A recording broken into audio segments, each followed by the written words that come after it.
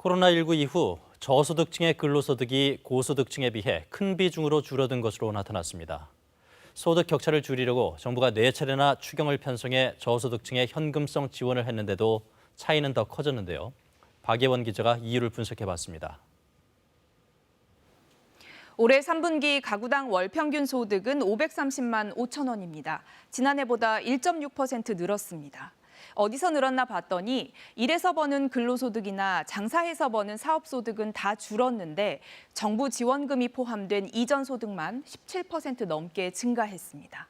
자세히 볼까요? 전체 가구 소득의 65%를 차지하는 근로소득이 특히 중요한데 소득 하위 20%의 근로소득은 10.7%, 두 자릿수나 감소했습니다. 상위 20%가 0.6% 줄어든 것을 감안하면 감소폭이 훨씬 크죠. 저소득층의 취업 비중이 높은 임시 일용직 중심으로 일자리가 줄면서 이들이 큰 타격을 받다는 게 정부 분석입니다. 3분기에 집행된 2차 긴급재난지원금이 이런 소득 격차를 메워줬을까요?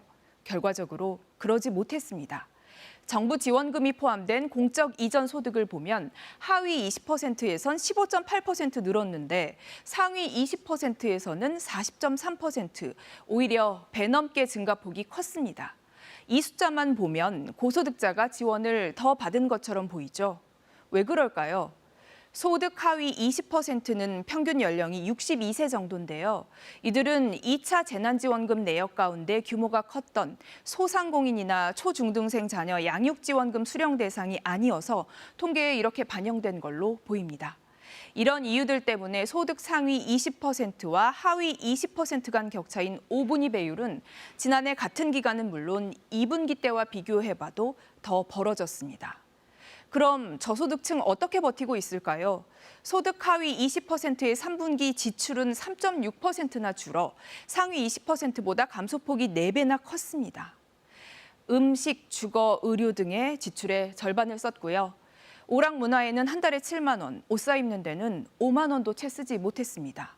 소득이 주니까 꼭 써야 할 때만 쓰고 나머진 허리띠를 점점 더 졸라매고 있다는 뜻일 겁니다. 코로나19 충격이 저소득, 취약계층에 더 가혹하게 다가왔다는 현실이 다시 한번 분명히 드러났습니다. KBS 뉴스 박예원입니다.